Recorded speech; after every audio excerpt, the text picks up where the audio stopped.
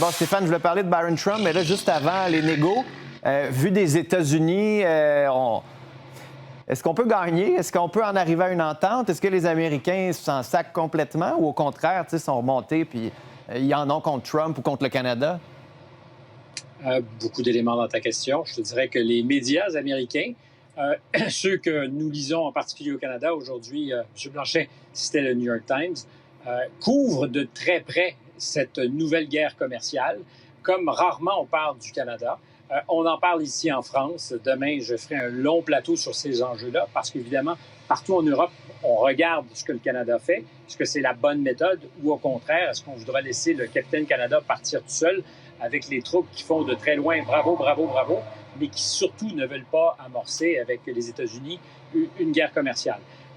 La réponse de M. Trump à ce jour, c'est ce qu'on a lu en direct hier, un Truth, où il disait « Si c'est comme ça, je suis prêt à imposer de nouveaux droits douaniers sur les autos et les pièces, 50 % en janvier », ce qui laisse évidemment du temps. Si on va, parce qu'on n'en a pas beaucoup parlé, à ce qu'il a invoqué pour imposer ces droits douaniers nouveaux en juillet, une loi de 1930, l'article 338. Alors, elle n'a jamais été testée d'abord devant les tribunaux, cette loi. C'est vieux. On ne sait pas vraiment si c'est applicable aujourd'hui.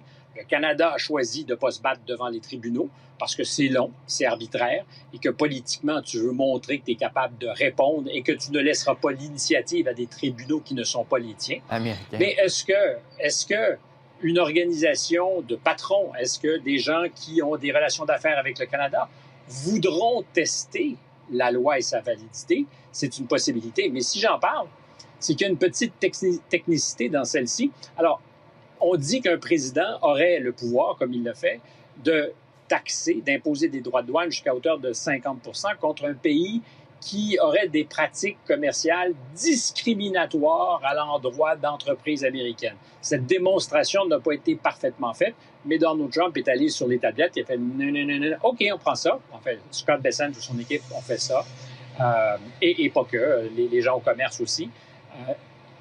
Le problème, c'est que dans cette même loi, il y a un petit article qui dit « Et si le pays que nous punissons réagit, il y a des outils pour que le président réponde par la bouche de ses canons commerciaux. » Donc, il y a de la marge au sein de cette loi pour que le président rajoute. Le vrai contentieux, c'est qu'en ce moment, il est en train de piler sur les plates-bandes de l'entente de libre-échange que nous avons avec le Mexique et les États-Unis. Et plusieurs de ces produits qui sont aujourd'hui taxés devraient normalement passer en dessous. Alors, c'est le début d'une renégociation, parce que depuis le 1er juillet, les États-Unis ont dénoncé l'entente de libre-échange. On est encore lié pour 10 ans, tu le sais, on le répète sans doute. On a 10 ans encore théoriquement où on doit négocier, des sessions de négociation, jusqu'à ce qu'on arrive ou pas à un nouveau deal. Mais théoriquement, on aurait eu un modus operandi qui ressemble à ce qui avait été signé par M. Trump il y a 6 ans. C'est peut-être pour ça que Mark Carney, avec une certaine ironie, samedi matin, disait de contrats qui sont signés au crayon de plomb, pas au stylo, parce qu'on peut effacer, c'est faire. Et un des contentieux, j'ai parlé depuis hier à beaucoup de monde, un des contentieux importants, on pourrait revenir sur la culture. Moi, je pense que c'est un peu le cache-sexe dans lequel s'est drapé le premier ministre samedi, parce que ça permet de serrer les coudes, parce qu'on veut tous être solidaires d'éléments aussi fondamentaux.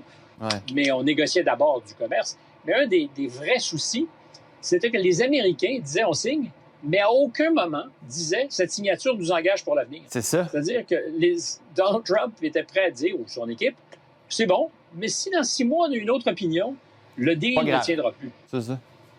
Dans pareilles circonstances, tu n'as plus beaucoup de choix. Sinon que la négociation n'est peut-être pas terminée. Je suis convaincu d'une chose. À la Maison-Blanche, on est surpris de la réaction que ça engendre. Je crois qu'on tablait sur quelque chose de plus tranquille. Canada is dull, je t'en disais un mot hier. C'est en général une relation ennuyante et on aime ça de même.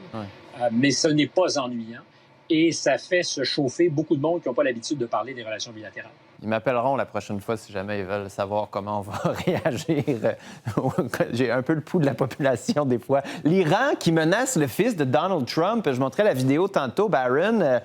Stéphane, est-ce que l'Iran joue le jeu américain, va trop loin? Est-ce que ça, c'est on joue personnel ou l'Iran dit « Hey, vous avez tellement tué de monde dans les familles de nos dirigeants qu'on joue le même jeu ». Alors là, beaucoup de choses. D'abord, l'Iran a l'habitude de ces méthodes-là. Salman Rushdie, tu t'en souviens, était sous le coup d'une fatwa.